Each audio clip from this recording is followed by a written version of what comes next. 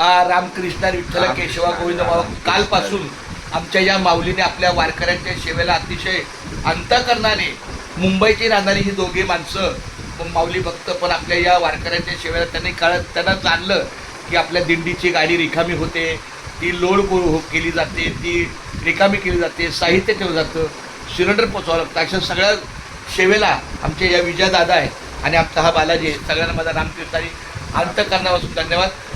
माझी थोडीशी जरा सकाळी 6 वाजल्यापासून मानण्याची जरा मोठी अडचण असल्यामुळं माझी मान काय फिरत नाही. कदाचित ती कुठे जर लचकली असेल तर मी पण त्यांच्यासोबत कामाला जाणार होतो, पण असो द्या काय हरकत नाही. माझी एका दिवसाचा रजा वाढली तरी हरकत नाही, पण त्यांचा पुढचा प्रवास अतिशय सुखाचा हो आणि दरवर्षी अशीच वारीच्या सेवेला त्यांना देव सद्बुद्धी देव अशी माऊलीच्या मी प्रार्थना करतो. रामकृष्ण केशवा माधवा गोविंद गोपाळ रामकृष्ण. खूप छान धन्यवाद माऊली. पंढरीच्या लोका नाही अभिमान पाया पडती जन एकमेका.